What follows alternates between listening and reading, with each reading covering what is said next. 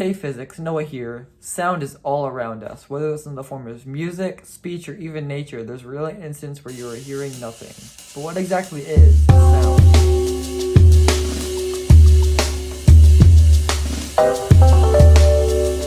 Well, sound is a longitudinal wave consisting of a vibration. This sound can be used for all sorts of things like communication, object detection, and even as a weapon. However, I'm here to talk about its use in music. But before we dive into the music part of it, we need to discuss the science behind it. One critical part of understanding sound is something we call interference. But what exactly is interference? Well, interference is what occurs during the combination of two separate waves.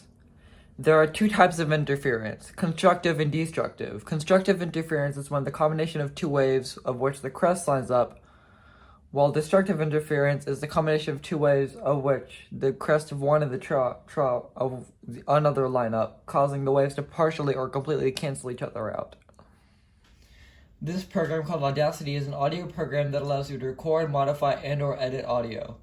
As you can see here, I have two separate audio tracks or waves here on Audacity, as you can see here. They have the same frequency and amplitude and they are aligned. When I combine the two tracks, as you can see here, so let me select both of them. Go to Tracks, Mix, and Mix and Render to new track. The resulting wave will have twice the frequencies as here. Here it's 0.5, but if you look here, it's 1, so it's doubled. So this is an example of constructive interference. However, if I invert one of the waves to where the crest lines up with the trove of another wave, which you can see here, and then I combine the waves, let me select this, tracks, mix, render new track, you can see it's empty. So because the waves arithmetically, when they add up, this is negative, this is positive, so it all cancels out and becomes nothing. So now you know what the waves will look like when they interfere, but what would they sound like? What if you can't see the waves? Well, when constructive interference occurs between two waves, the volume or amplitude of the waves will increase. However, with destructive interference between two waves, the volume of the combined waves will decrease or even cancel out. So, going back to Audacity, as you can see here, we have the smaller wave and then we have the larger wave. Well, I've already combined the two smaller waves into the larger wave but through constructive interference.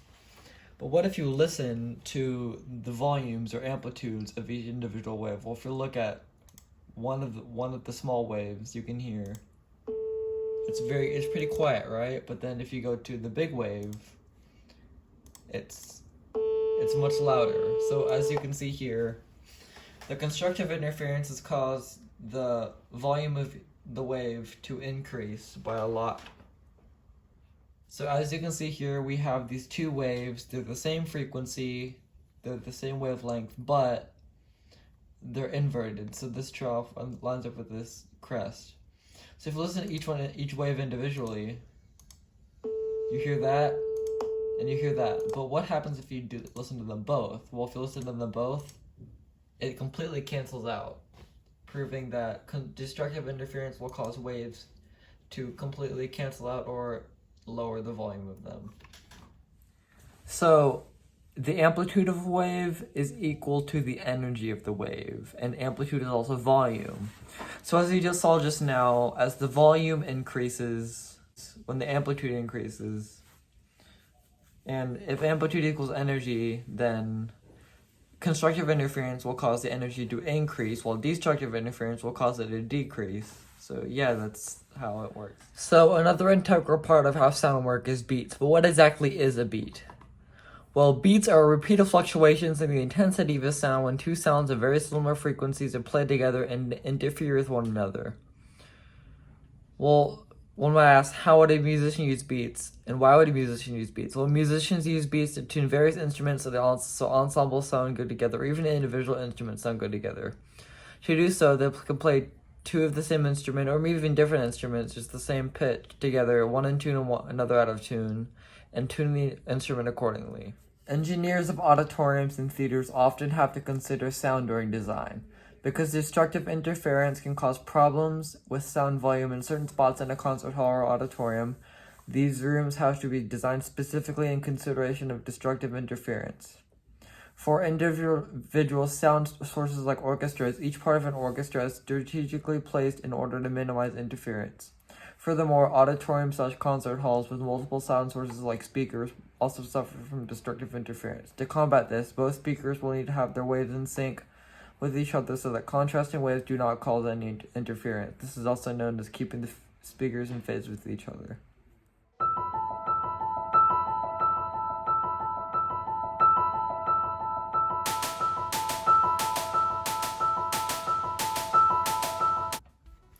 Celeste is an indie platformer video game that was released on January 25th, 2018.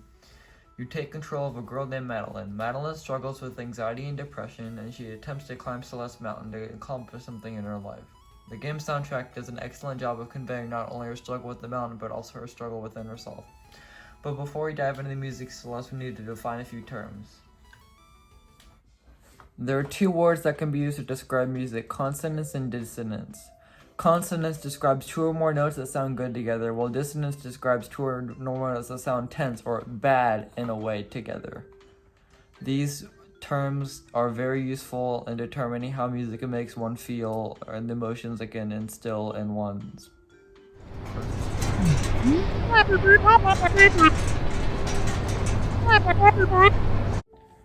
One prime example of the game using music very well is the cutscene at the end of the game's 4th chapter. In the cutscene, Madeline gets on a gondola with another character, a backpacker named Theo. As they are riding up, the gondola suddenly stops and Madeline has a panic attack. The game does a very good job of conveying the sense of anxiety through the use of dissonance, as you can hear here.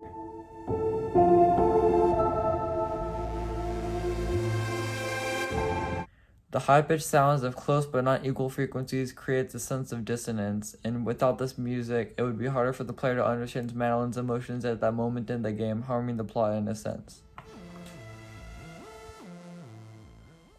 Another example of the game's music portraying emotion is the ending of the final chapter. By the end of the game, Madeline has conquered both the mountain and her inner demons as she reaches the summit of the mountain alongside Madeline, the embodiment of her anxiety and mental struggle. The chapter then ends with playing the sound you hear here.